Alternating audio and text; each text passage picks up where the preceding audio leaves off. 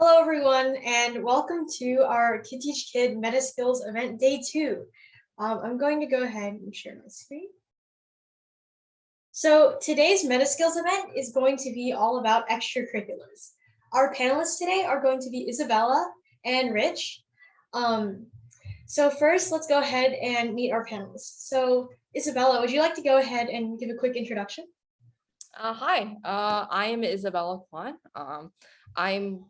I'm a fresh graduate out of high school, and I am about to go. And starting from next semester, I'm going to be attending MIT. I plan on majoring in mathematics and possibly computer science. I've done a lot of math contests, and they're like my primary passion, but I'm also very involved in my school's orchestra, and I'm also involved in Kid Teach Kid. Aside from all of those, aside from all of those, I make some time to write or listen to music in my free time. Great, thanks so much for sharing. And Rich was already here yesterday, and we are happy to have him back today. So on to today's topic, which is going to be extracurricular activities. So first, to give a quick introduction into what we're talking about when we say extracurriculars. So extracurriculars can be defined as activities that fall outside of the standardized school curriculum. And these are important because they are one of the best ways to make your high school career stand out. A lot of people tend to put this huge focus on sort of academics and grades, but because everyone is so aware of this and colleges are sort of used to seeing everyone try super hard in this, it's important to also look into extracurriculars because they're one of the best ways to make yourself stand out from the rest of the crowd who's applying. Some questions that we'll be examining today include: how much time should I allocate to extracurriculars? Which extracurriculars should I get involved in? And how can I demonstrate leadership in extracurriculars? So without further ado, let's go ahead and turn it over to our panelists. Isabella, would you like to go ahead and share first? With extracurriculars, I personally think that extracurriculars are as important, if not just more important than just academics and good grades. When throughout my high school career, I kind of take the analogy of your resume, or not really resume, as your profile as like a cake. You definitely want like a good cake base. So you want good grades. And so first of all, I think your first priority should be doing well in school. Like if you're failing your classes, that's like kind of a big red flag. Do well in school, have good, standardized test scores. But what makes that cake, so you've baked your cake and that's great, but what makes that cake very uniquely yours, whether it's flavoring or like decorations, are your extracurriculars. And so my main extracurricular I noticed there are plenty of people who do like kind of a large variety of things, and that definitely works out. Like you can join a ton of clubs and you get to meet a lot of people, but sometimes I don't really want to stretch myself too thin over some things. I personally prefer to be like the master, like good at being really strong in one thing and like doing a couple of other things, and I think that's already like pretty good. That it worked out fine for me, I guess. Take that with a bit of a grain of salt, since there are people who do like a variety of things and they turn out fine too. So for me, I mostly focused on contest math, and I spent about as much time on it as I did with school activities. Like they're both extremely important, and that was like my main cake like flavor. I also added orchestra, and then I added some volunteering work with Kid Teach Kid. And yeah, I'm not sure how much else I can say about my extracurriculars, just like in a broad sense, but I guess we could talk about it more when we start with the questions. Okay, great. Thanks so much, Isabella. Rich, would you like to go ahead and share as well? Yeah, sure. Give me 1 second. Okay, yeah, so I just have like a few slides that I want to quickly go through because I think that these will probably just help me remember what I sort of want to say. So yeah. Whoops. All right, give me 1 second.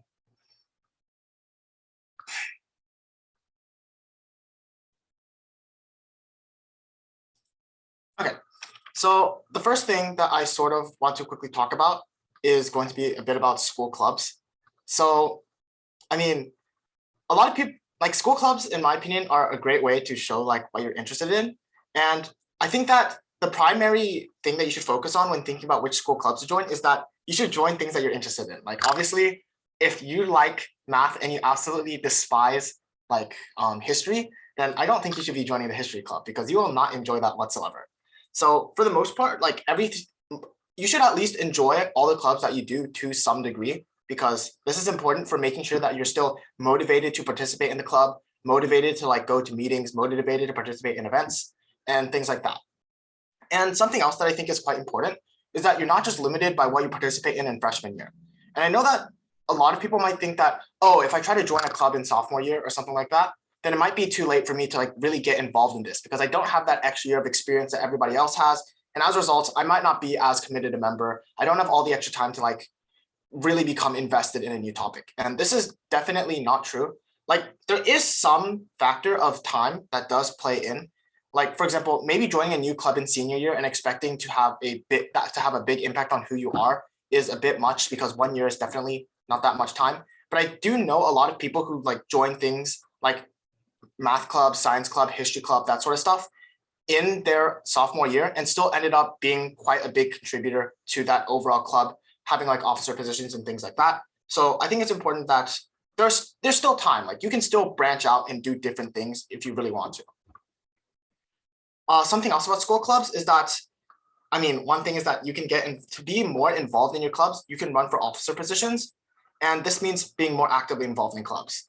So every school does this differently. I know, for example, that some schools around me, in particular like Seven Lakes, I think, they have like, some of their clubs have an automatic voting system where they take everybody who's in the club and then they do a direct election where the people in the club will directly elect, and then whoever gets the most votes will sort of, I guess, get the officer position.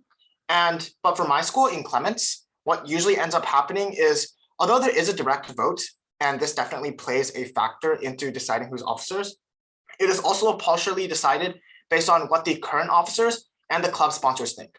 But either way, I think that if you're interested in really becoming more involved in your club, then running for officer is a great way to show this because it shows that you're committed to the club. It shows that you want to like make changes in these clubs. And a lot of people sometimes wonder, how do I sort of get officership positions? Because people are always, there's lots of people who would want to change the club in their own certain ways. Like, how could I possibly stand out?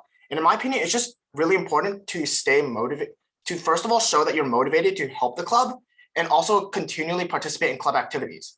So for example, if you want to become an officer for math club because you think it's interesting, it's probably not going to be very helpful to show up to, for example, if the math club has weekly meetings, it probably won't help to show up to them once every 2 months. This doesn't really show that you care that much about the club. And instead it makes it look like, oh, this is just a club that I'll go to once in a while. I'm not really that interested. So it's important that you show that, oh, I'm actively participating in this club. And something else is if there are events outside of general normal meetings, like I know that at my school's math club, we also have, for example, math competitions, online math meetings and that sort of stuff, then you can participate in these sorts of things too, to show that you're interested. And the last thing I want to quickly comment on is that sometimes if you're running, like let's say that you've been an officer 1 year and you want to like be an officer again the next year, like just because you're an officer doesn't, like, I guess what I want to stress is that being an officer means that you have a lot of responsibility. And when you're an officer, what you really want to be doing is helping the club. You don't want to just sort of sit there and let all the other officers do their own thing, because this reflects poorly both on you and the club. So I guess I should just emphasize that as an officer, you really should be trying your best to come up with new things to do to interact the audience more, come up with new ways to attract new members, come up with interesting new events that might make the returning members even more excited about the club. And this not only will improve the overall quality of the club, but probably will increase your chances of being elected for officer again the next year if this is something that's important to you. So yeah, just, the officers are in charge of the club. And if you're an officer, then you should keep note of this. And finally, I think Isabella mentioned this already, but you won't have enough time to be actively involved in every single club. So I don't know, maybe in freshman year, maybe you're interested in like math club, science club, Magic the Gathering club, tennis club, history club, and all these sorts of really cool clubs that you really want to join. And I mean, in my opinion, especially if it's freshman year, you can go for it because you might not be completely sure what you want to do yet. But as you grow older, or not grow older, I should say, but as you like sort of go further into school, sophomore year, junior year, you're going to find that you have less and less time because you're probably going to be busier with sophomore and junior year classes. And in order for yourself to be more fully involved in some of these clubs, which as Isabel said, and I also believe this, you should sort of try to aim for being like more supremely involved in certain topics and not just broadly involved in every single club. You won't have enough time to actively go to the meeting for every single one of these clubs. And instead, you need to sort of come like to a consensus with yourself about which clubs that you really want to focus on attending. And yeah, so that's it for school clubs. And now the next thing that I want to talk about is extracurricular activities. And these are sort of similar to school clubs, except there are a few other things that I will quickly touch on. So the first is that you want to find what you want to do and stick to it. And the earlier you can do this, the better. So, and this is just because with time comes a greater ability to sort of improve, to be more dedicated to what you're doing and this sort of stuff. So naturally, somebody who, for example, finds out that they have a passion for tennis in 7th grade is probably going to be better practiced than somebody who has found out that they enjoy playing tennis in 9th grade. And this isn't because, for example, the person who started in 7th grade is necessarily much more talented or much better at the game than the person who's in 9th grade. It's just because with those extra 2 years that they were able to practice, they've probably been able to utilize those 2 years to develop some sort of edge. Like, just through practicing, you become smarter at the game. Your overall stroke, the way you hit the ball, stuff like that, just becomes better. So again, if you start sort of earlier, then this does give you some sort of edge at being better at your extracurricular activity. Although once more, it is still possible to start later and still be pretty good at your extracurricular activity.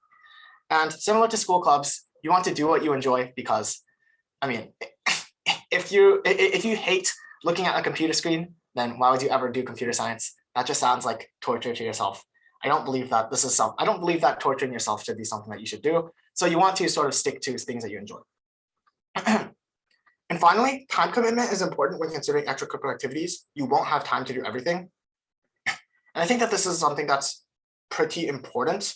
Like I see some people being involved in a lot of different, I guess the main analogy I will use is sports. I've seen a couple of my friends being involved in multiple sports. So for example, like tennis, football, and basketball all at the same time. And I mean, if you greatly enjoy doing all these sports, and I'm sure that my friends do, then that's great. But at the same time, being involved in all these things leads to a few issues.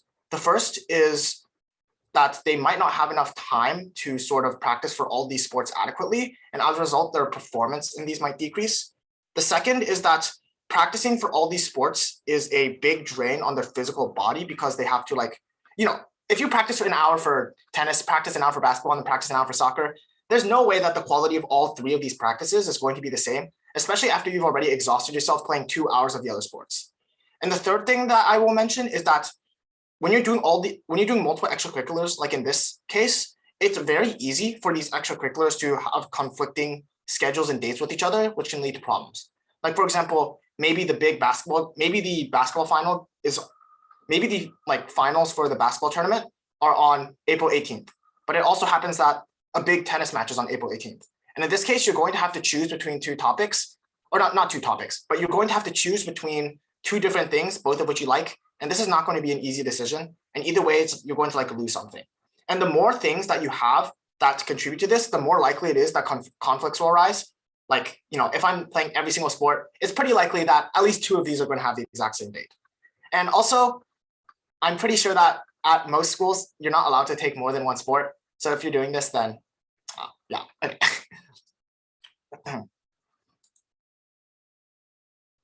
Okay, and the last thing that I want to quickly touch on is starting organizations. So I guess there's lots of different ways that people have started organizations, and there's lots of different ways that you can do this.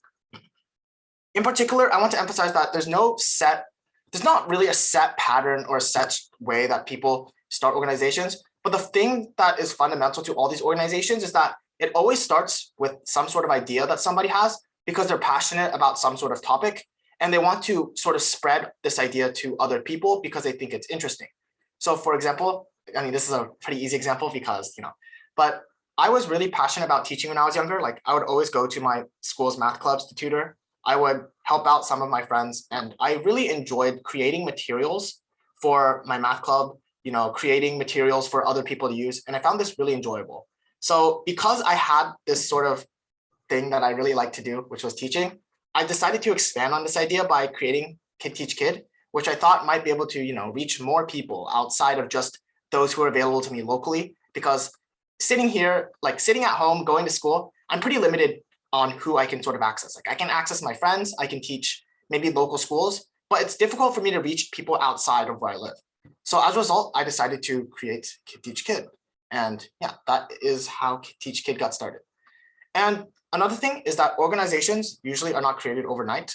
And what this means is that they will take time. Like you should not expect your organization to all of a sudden be like reaching thousands of people, like hundreds of thousands of people and doing lots of things in just a few days of you working on it, because organizations are going to take a lot of work. Like you're going to have to do outreach to people. And oftentimes you need these people who you're doing outreach to, but they don't need you. So as a result, you have to like find ways to be more convincing.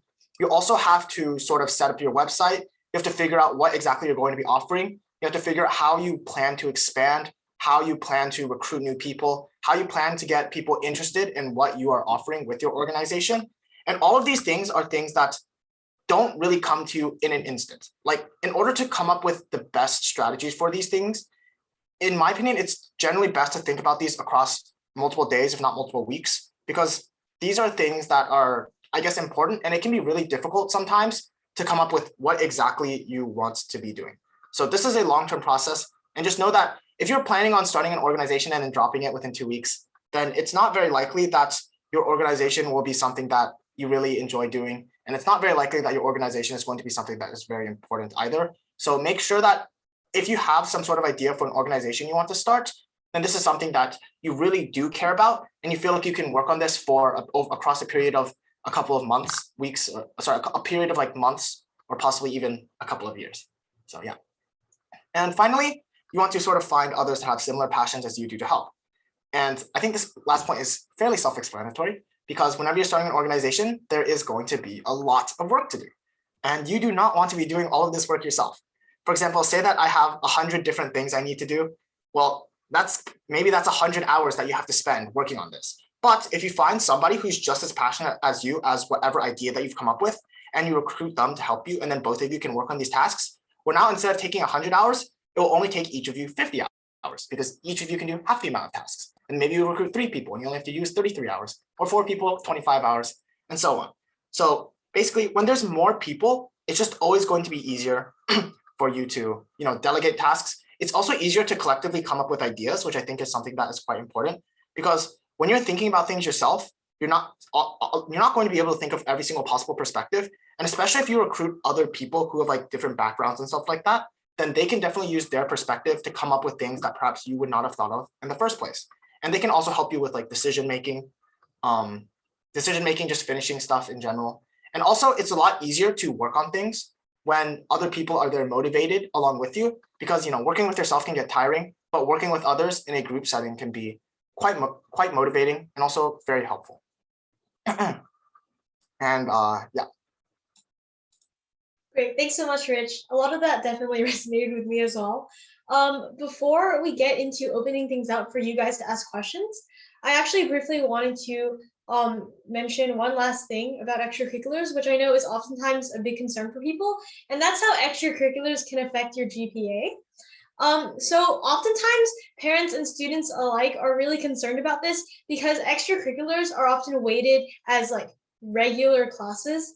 And basically what that means, oftentimes in schools, you have like basically like these 3 categories of classes, right? You have like AP classes, which often give you like an advantage in both your points, and of course you have like the AP test that you can like send your scores to colleges to, and those often give you like a big bonus in your GPA. And then you have like pre-AP courses, and unfortunately, most of the time our third category for regular courses is oftentimes that includes a lot of extracurriculars like sports, music, like art, and all those kinds of things. So because of this, a lot of times like people are scared off from like taking extracurriculars throughout like all 4 years of high school because they're afraid of their GPA getting dragged down by this like loss of like these bonus points.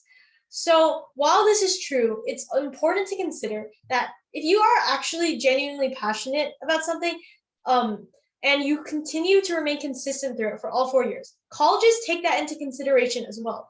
Colleges don't purely look at your GPA to define who you are as a candidate for their college. They also want to see proof that you can that you can be interested in something, and that you remain consistent with it, and that you work hard to essentially continue getting better at it and being involved in it for like an extended amount of time. So if you just, let's say that you just take like a fine art class for 1 year just to get like the fine art credit, and then you drop it for the next 3 years. Colleges will see this, and it doesn't look very good to see that you, it basically makes it very clear to colleges that the only reason you took that class was to fulfill the credit. Versus if someone does like tennis and they choose to stay with it for 4 years and they stay in the team and they become involved in it, colleges will be impressed that this person has remained dedicated and actually truly has passion for these things, which is not actually that common, since a lot of people choose to purely sort of tunnel in on academics and not consider other things that they're passionate about. In addition, one last thing to consider is that you actually may be able to exempt your class, your extracurricular or regular class in your junior and senior year. In my school, there's a policy that like, if you take like your extracurricular class for 4 years, then in your junior and senior year, it doesn't actually count toward your GPA, which helps us significantly reduce the impact of taking this extracurricular class for like all 4 years. So I think it's really important to actually check that, because it can actually be a significant boost to your GPA and allow you to not only reap the benefits of being involved in these extra organizations and things like that, but also being able to keep your GPA at a high level. So for example, just to quickly explain to you what I mean. In my personal experience, so I became interested in orchestra in 6th grade, where I took it as an elective. And at first, and while me and my parents were definitely worried about like the implications of how it could potentially drag down my GPA in future years, I eventually chose to stay with it in high school, and I'm currently still in orchestra because I feel like I genuinely enjoy it and that I'm passionate about it. And I recognize that like, while it may have these negative implications, the positive benefits that it will have in the long run for showing not only dedication, being able to meet new people and experience new things, and these experiences provide you with not only good things to say on your resume, but just lifelong good experiences, which are why extracurriculars are so valuable in the first place. So essentially, keep these things in mind when you're thinking about taking extracurriculars, because they have a lot more benefits than you might realize on the surface level. Okay, so with that done, let's go ahead and open it up to you guys to ask questions for us and our panelists. So if you have any questions, you can drop them either in the chat or the Q&A, and we'll go ahead and answer them.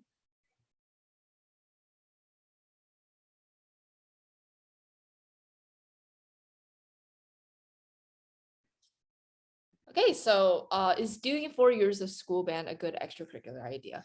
I actually did all 4 years of orchestra, and I think it turned out fine for me in the end. I will say that my school did do a thing where they do let you take like a regular class, like an unweighted class every year. So like it actually worked out pretty well for me. And in general, your dedication will be like noticed, because it's like, especially if you're like actually interested in that thing, because like taking it for all 4 years really shows your like dedication, as Sage said.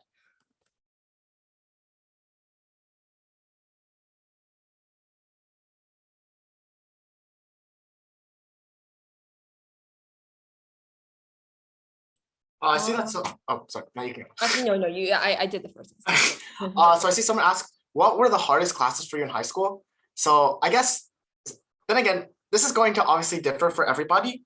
And I will say that as per usual, like different schools, as we mentioned yesterday, like different schools are going to teach different classes differently. Like for example, perhaps at one school, you might have, say, AP US history being extremely easy because the teacher teaches it well and because they provide lots of resources, while at another school, maybe they don't provide as many resources and the teacher does not teach it well. But for me personally at Clements, and this is also speaking as somebody who like is a STEM person. So for me personally, the most difficult classes were probably AP US history, AP world history, and also AP physics C. I personally I tried avoiding like the history classes at all costs. So I actually opted out of world history AP and US history AP. But I will say our AP art history was the worst class I've ever taken. Like my teacher was like low-key half drunk for like a lot of the classes. And it was like 90% memorization. And he had to write essays about like why this old staircase was like particularly notable, or like this pillar was like special to history. And it was just completely mind-numbing. Like I don't remember a thing. Oh, someone asked about AP Human Geo. I thought it was pretty hard, but I also really liked it. Like I thought it was like just a really good class. It was definitely tricky, especially with like free response stuff and like there's a lot to learn, but I thought it was a really fun class. Yeah, I actually recently just took AP Human Geo, and I would agree that it can be quite challenging because there's a lot of information and it's quite like, I think the class covers quite a big scope. However, I agree that it's actually quite interesting. You learn a lot about different like why certain patterns happen in certain places and that kind of thing, and the impact of like humans on the environment and all those sorts of things over time. So it's a really interesting thing to see. Like there's a lot of like things that I found applied to real life, which I think is quite fascinating. So while it does have like, while it does cover a lot of information and it can be sometimes overwhelming, I think it's a good class to take.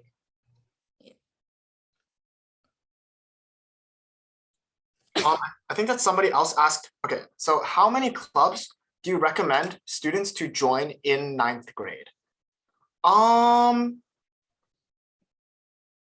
mean, most clubs, I guess most clubs are probably going to have like weekly meetings, or at least the clubs I joined had weekly meetings. I'm not sure if this is true about all clubs, maybe some have bi-weekly meetings, but I mean, considering the fact that there are only like 5 days in a week, 5 school days in a week, you should probably, I mean, unless you're like seriously interested in all these things, I guess the maximum you could join is 5 if you want to like be going to every single one of these meetings and be actively involved in all these clubs.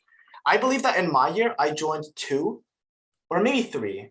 I think it was like the math club, the computer science club, and also I was also a bit involved in the science club, but not as much. So just know that because all of these clubs had weekly meetings, I found myself with like 3 different, I found myself with sort of 3 days of the week where I had to go to sort of these meetings. And yeah, I mean, that was just my experience in 9th grade. If you want, although a lot of it is definitely up to you, like you can choose to join how many ever you want, but just know that there will be weekly meetings for most clubs, so keep this in mind. Also don't think about like, oh, I need to hit this quota. Just do what you think is like a good amount, I guess.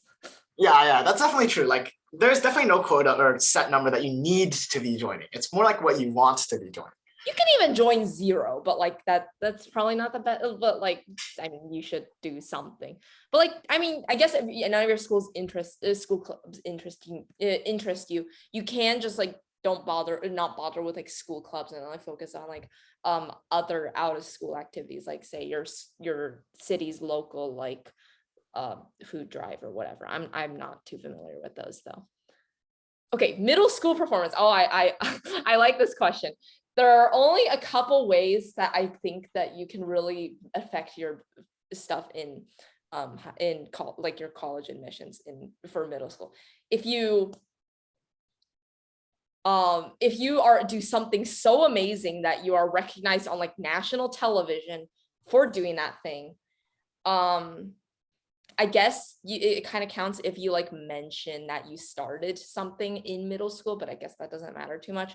Or if you literally commit a felony in your middle school years, which I highly recommend you don't do, because I think that would actually negatively affect your college performance. In general, they don't care. Like my middle school grades didn't go anywhere. I guess you can like accelerate and take some high school classes in middle school to get some credits, but like that's kind of pushing it already. Just take your middle school time and just find what you're interested in and don't commit any crimes. So don't worry too much about colleges back then, if you're in those years. Yeah, I think because like in middle school, your grades don't count toward your actual GPA that colleges will like see as a transcript. So I think like what Isabella said, your middle school performance matters in the sense that that's the time to start developing skills that you're interested in, to start figuring out what your passions are, to start focusing on these things that you want to pursue more in high school. So in that sense, your middle school performance matters to help you figure out what you want to focus on later. But other than that, I would say like don't stress about it too much. Yeah, if you fail like your middle school like science class, no one cares. It's fine. Just don't repeat a grade, I guess. I was actually very close to failing my middle school science class. Rich, bad child. Okay. I see there's some questions in the chat, so I'll look at some of these. Someone asks, would you recommend just choosing AP courses? I mean, I guess this is primarily up to you. Like for me personally, I took all AP classes in my junior year, I believe, and then perhaps sort of close to this in my sophomore year. But that was just because I felt like there were a lot of classes that I guess I was personally interested in or they were school requirements. And I felt like I could handle the workload for taking all AP courses.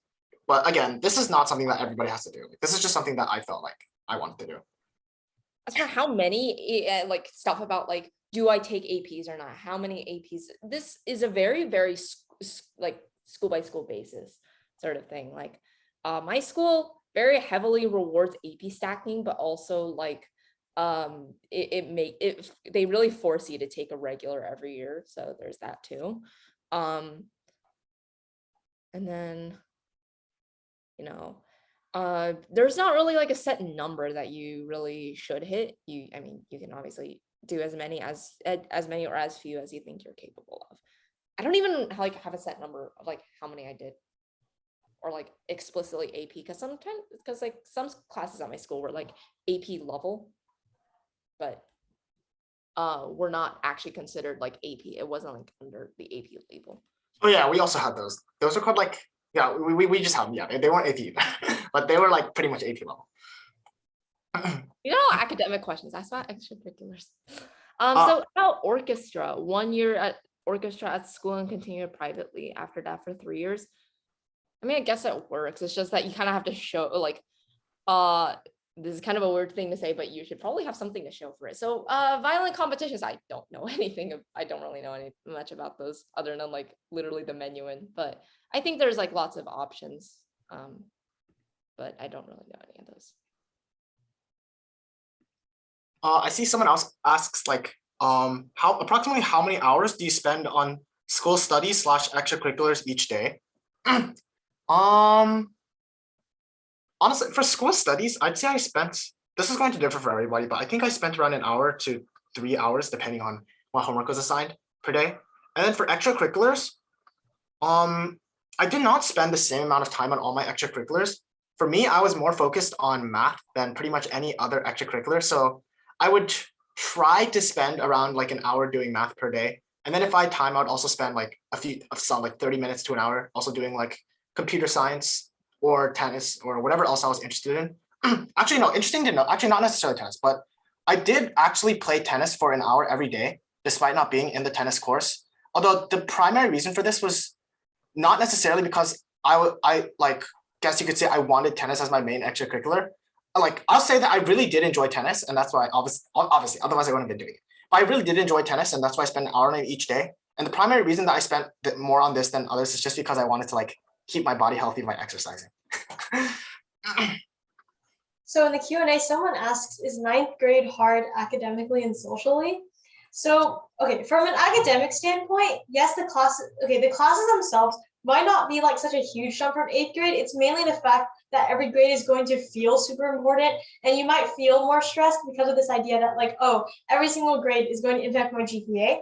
At the end of the day, I think the most important thing is like to actually take time to like study, like kind of set yourself like a sort of schedule, or at least a certain block of time, especially coming for like if you have like a big test or something coming up, like try like in high school, once you start that, you need to really avoid procrastinating too much, especially because a lot of the times if you're taking like an AP class, they're going to start covering a lot more material. The pace of the class will most likely be faster, so start studying more ahead of time. And that will actually get you through a lot of like harder tests and things like that. From a social standpoint, extracurriculars are a great way actually to get yourself more involved socially and things like that. You'll feel a lot more comfortable if you've done extracurriculars in high school. Because like, for example, let's say you take orchestra. By doing orchestra and like performing with people in orchestra, you're meeting people from like all 4 grade levels, a lot of the times, that share an interest with you. And that's a really good way to network with people and make new friends and things like that, and just to feel more involved in your high school community. So that can be a really good way to feel like you belong. For me, 9th grade was a rough year. Oh my gosh, that was a mess. What I kind of took away from it is it's hard for everyone. So you do not, please remember this, you do not have to get perfect grades in your freshman year. My grades in freshman year, I look back on and cringe on, like they were way worse than I am now. You'll eventually get into a groove of it, but like I think I still turned out okay despite having a pretty rough freshman year. It was also a pretty rough year for me socially. So I think it is like, yeah, definitely look into like extracurriculars as a way to meet new people, but it's just a tough year. Like if you make it through, bravo. I promise it gets better from there. Don't panic too much though. Because it was rough in the moment, but looking back now, it really wasn't like I didn't mess up my life or anything from it. So, and I don't think you have too many opportunities to mess up your life. Why? Well, okay, I'm not sure exactly where I'm going with this. It seems really important in the moment. It's not as important as you think. Yeah, like something else I'll say is that grades seem super important in freshman year. For me, I focus super hard on grades, but just know that, okay, they're definitely still important, but I don't think they're as important as most people believe that they are in 9th grade. So don't stress too much about this. I think I agree. I think those 1 or 2 points in the beginning of the year seem like super important, but in the grand scheme of things, you're taking so many classes that like those 1 or 2 points really don't matter as much as you think they do, because a lot of it will get averaged out and things like that. And you're taking all of these things, and within a class, you already have so many grades. So doing bad in 1 grade does not like completely ruin your average. I see that somebody has asked, how can I demonstrate leadership in clubs like computer club? Okay, so for me personally, I was pretty involved in my school's computer science club. And one thing that I did a lot was that I sort of organized a lot of the meetings, because one thing with my school's computer science club was a lot of the times it was difficult to find people who were motivated to give computer science presentations, and or to find people who are just interested in like doing the club in the first place. So I sort of just, and because like I really wanted to just at least have it continue having meetings. So what I did was I organized, like I asked a couple of people to give presentations each week. I don't know, that's what I did. I'm not really sure. Like this is just my experience. I'm sure there's lots of other ways that you can demonstrate leadership in giving comp sci club too.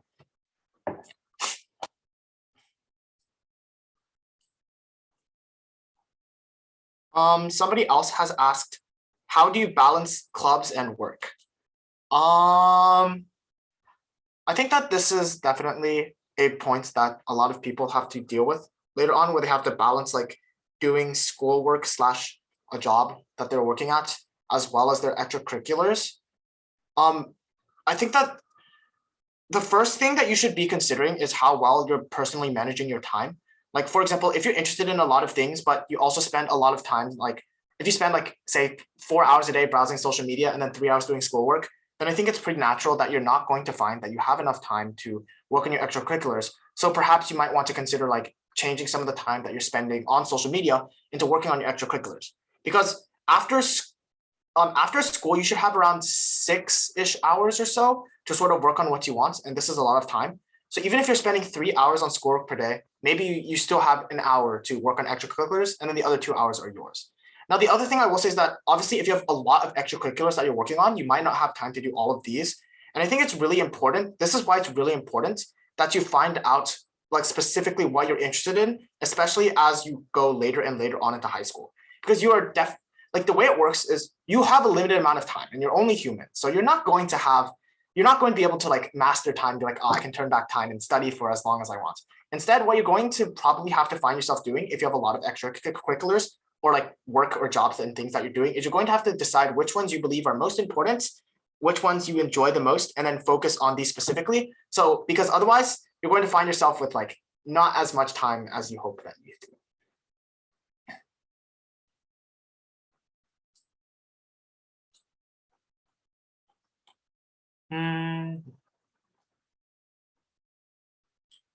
I think somebody else has asked a sort of similar question, which is like, if you take difficult AP classes and extracurriculars, then do you have free time to do your hobbies? And again, I think everything that I said before still does definitely apply here. Although I guess if you're trying to select AP classes, actually, this is definitely a good point. Like you should also try to select your AP classes around your extracurriculars and hobbies. For example, if you know that AP Spanish literature is going to give you like an extra hour of workload per day, and you need that extra hour to work on something you're really passionate about, for example, maybe you're really passionate about like learning history or something like that, then you should plan around this and consider whether or not taking AP Spanish literature is really worth it if it's going to be detracting time from all the things that you want to be focusing on. So yeah, choose your schedules and your extracurriculars around like your hobbies, I guess, is what I'm trying to say.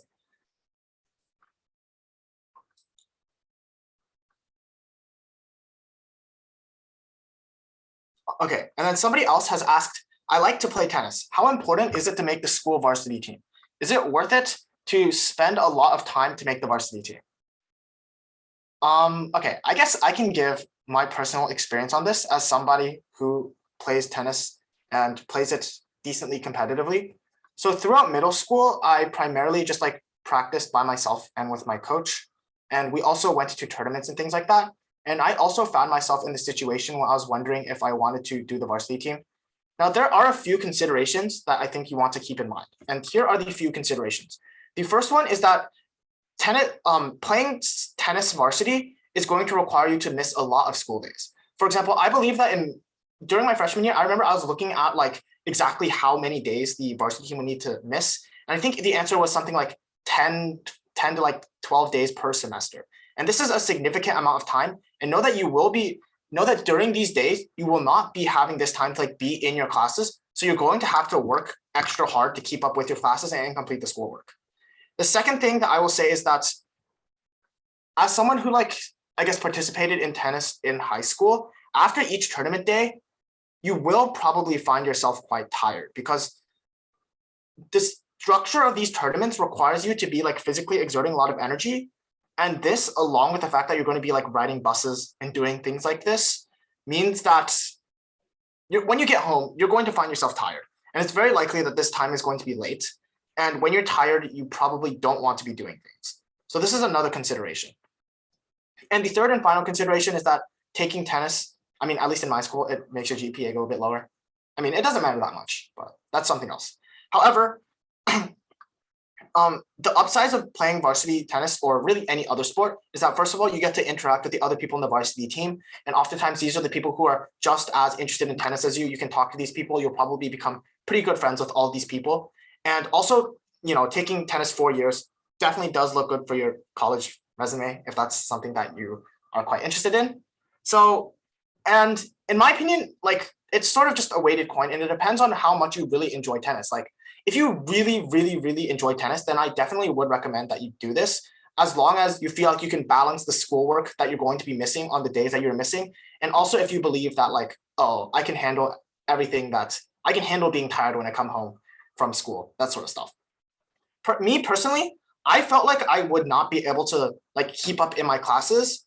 And I also felt like I would not be able to keep up in my classes if I missed that many days of school. And I also know that when I come home from school and I'm extra tired, that I am not able to spend any time doing anything because that's just me. So I ended up playing tennis for the freshman team, I guess. I also played a bit for varsity, but mainly for the freshman team in 9th grade. And I chose not to do varsity tennis in the future years. But I do know a lot of my friends have gone on to play for varsity tennis. And I know that all of them really enjoy it because of the community that they were able to find themselves in. And also because they were just able to play tennis for so many hours per day. So again, this is really up to you. You want to sort of think about whether or not you think you can handle the school load and how this might affect your extracurriculars and the other things that you do. One question in the Q&A, are there clubs you feel are preferred? I feel like I don't think colleges are specifically looking for like a certain subject of club for you or like a specific like club for you to do. Like it's not like it's significantly more impressive to be really involved in math club versus like science club or things like that. I think the biggest thing is that you are genuinely, if you're going to like put a lot of time into a club, you should be genuinely involved in it. It's great if you can try to get like a leadership position so you can have more of an impact in the club. As previously mentioned by our panelists, like trying to help find new members and like do new things for the club. And if you can show that you're really passionate about like the club's goals and you do things that help contribute to the club, then that will be preferred by colleges, like no matter what kind of subject it is. I also really want to make a point here that you shouldn't just choose clubs for the sake of like choosing clubs. I think choosing that to join Mi Alpha Theta, which is like kind of a nationwide like math club, makes no sense if your profile is mostly like liberal arts, like if you have like a bunch of writing things that like a very lengthy writing portfolio to send in. It kind of just comes off as you just casting a net and just choosing random clubs and you know, some things you can't convey, like even if you are like super interested in, well, actually that's not the best thing to say, but so I think your big priority should be choosing clubs that align more closely with your interests. Rich said that too, with like, if you hate history, don't choose history club. But I argue that you should just try and cast a net closer to your interests rather than just choosing random clubs for the sake of clubs, because it depletes more time on things that are not meaningful for you. And in the end, it won't even like reflect well on you because it just shows that you're just throwing your time willy-nilly on random things. Additionally, you know, I guess another good thing is choose a club that is more serious about what it does. Like I know some clubs are just mostly just sitting around and like eating snacks that some member brought and like doing something tangentially related to the club subject. I guess that works, but like if your club has more like actual things that it does, then like that would be a great thing. Then that's like probably a more meaningful experience to have in your high school club. Oh, actually, so similar to like, this is kind of building off what Isabella said, but if you're interested in something and you find that there isn't a club for it, then you should definitely feel free to like start this club at your school, especially if you believe that there are others who share this interest, because it's just something cool that you can do. And you're automatically president. Exactly.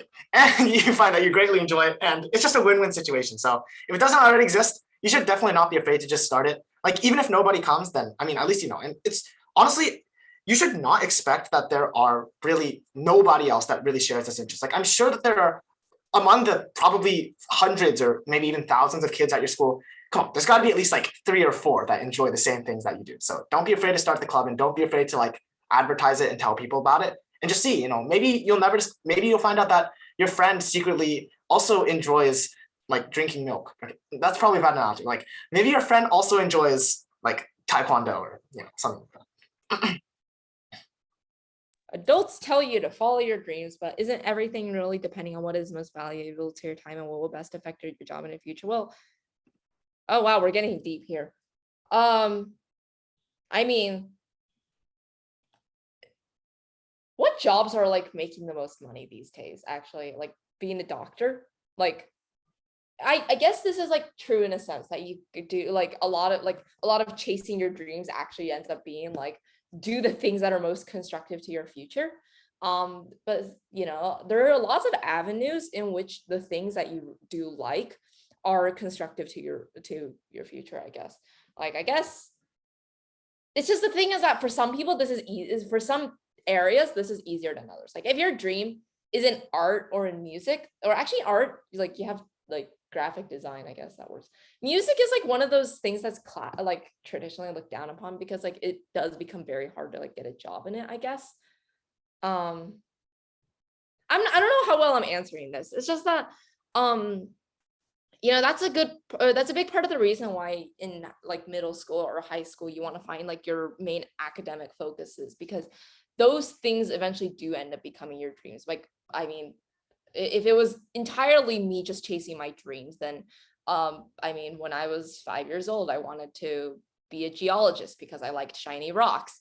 So I guess, but over time I started liking math, and then like from there my dream was to be great, find success in like a math-based career. I don't know exactly what I want to do for a job yet, spoilers, but these sorts of things kind of build on each other. So like if you're feeling kind of lost in that, I have dreams I want to chase, but I don't know whether it will be a good job of it, or I want a good job, but I don't know what dreams I'm supposed to chase, just start with finding things that interest you, and then making some sort of future idea out of it. Of course, don't put too much pressure and like, okay, I'm trying out I am trying out my first creative writing story. This is going to be the one that decides whether I'm going to be a young adult fiction author or not. It's just a, try a little of everything, and some things stick and some things don't. So don't put too much pressure on it, I guess. I don't know if my advice is too great for this specifically, but yeah. I think somebody else has asked.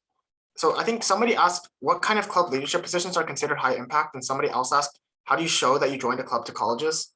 Perhaps Isabella would be more qualified to answer this, considering that like she actually did the college applications. Yeah, because I'm fresh out of the college app process. But there is a part of the college app where you talk about the school activities that you're involved in. And they generally ask how many hours was it a week? What sorts of things did you do in the club? Especially if you like held like a particular leadership position. So yeah, they'll see what it is. And you just need to be ready to talk about. And I'm like, but there's that. Those are like the numbers portion of it. What is also kind of important, if you have like a club that's especially meaningful to you, you can also talk about it in your essays. Like I believe I talked about Kid Teach Kid in at least one essay, and how it was meaningful to me. It's not a school activity, but it was like, an activity that I was involved in. Oh yeah, I was also going to bring this up. Like you can talk about your club activities in your essays. For example, if you have it, in my opinion, like any officer position obviously is going to be like, it's just having any honor position. The main thing officer positions do is they show that you're dedicated to the club. And having any officer position in particular is going to show that you're dedicated. And I mean, there are probably some that I guess are more look cooler, like president probably looks cool, and so does like vice president, that sort of stuff. But in general, having any sort of position just shows that you are really dedicated to it. And especially like if this is a position and a club that is meaningful to you in particular, then as Isabella mentioned, you can write about it in your like school, in your college essay, which is pretty cool.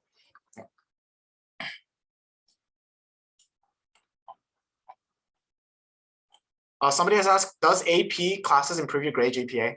This depends on your school. I'll just say for my school, you got an extra 10 points per class if you took an AP class.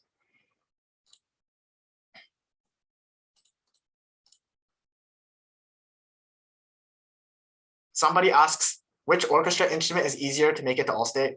I mean,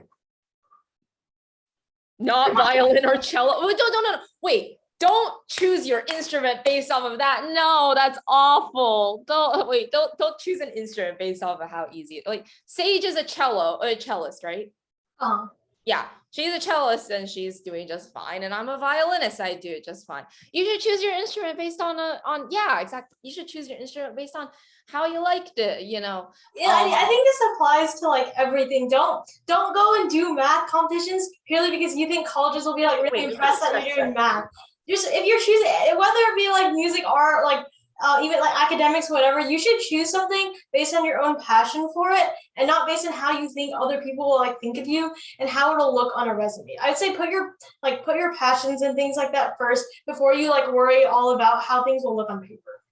But if you like band, this applies for band as well, I guess. Since someone just pointed that out. But yeah, do things based off of how you like them. Like, yes, violin is objectively the most competitive instrument, and I'm still doing it, and I really like it, and it, my dedication to it shows. And I'm like, yeah, sure, I guess it's easier to like get into all state if you play like this double bass, but like, is that something you really want to do? No shade to double basses though. If you really like playing double bass, then like more power to you. I personally cannot see myself doing it, but like, that's great. Just don't choose it based off of, then I'll make, this is my ticket to Allstate. No. Oh, okay. Somebody else has asked, is it better to participate in private sports teams or any clubs, organizations, extracurriculars, etc., instead of school teams? I mean, it sort of depends on what you're going for. Like, for example, I think this is actually something that really does depend on what you're going for, and it should be personal to you. Like, I'll just give a few. I can't really give a definite answer on this. I'll just give a few examples. For tennis specifically, because I play tennis, I will say that if you're playing USTA tournaments outside of, like, there's this thing called USTA, and these are sort of the official tournaments for tennis. If you're looking to get onto like the ATP World Tour or something like that, or you're looking to play tennis for college, then it definitely can help to play in these USTA tournaments and do well in them. And in my opinion, this is more impactful than playing for school teams. But at the same time, playing on a school team allows you to meet other people. But I know that there are other things for which school teams are the norm. Like, for example, if you're greatly interested in Science Olympiad, then school teams are the thing that people will look at. There aren't really things that you can do outside of this. So in my opinion, you just have to go like on a case-by-case basis for exactly what you're interested in. And there are ups and downsides of doing like each of these things. But either way, like doing private sports teams or for school teams, both will show that you're really interested in the topic. So yeah.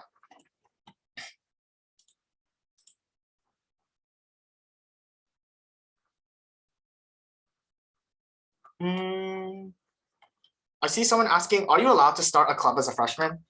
I mean, I think you are, but like, it's kind of hard to already like, or at least at my school, clubs require a sponsor, and it's hard to already know a sponsor that's in the school. And it's also hard to like set things up if you don't go to high school already. So I don't know, it just seems like really difficult to do.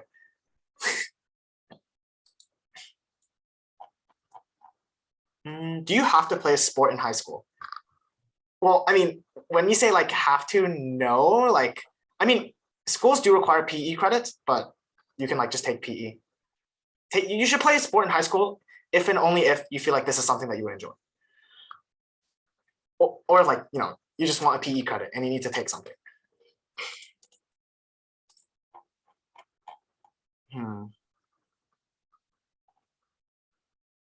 Somebody asked, what do you think about AP psychology? Personally, I don't know. Okay, I don't know. I'm sure other people have different views.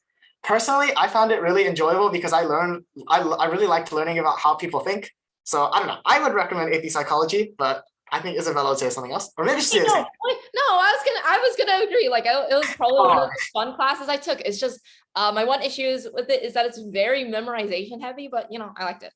Yeah, I definitely agree. Like, it was a lot more memorization than I actually expected, but I kind of took it just as an experiment. I wasn't really expecting to enjoy it, but when I took it, I actually enjoyed it quite a lot, and I was really surprised by this. So I would recommend that people take AP psychology.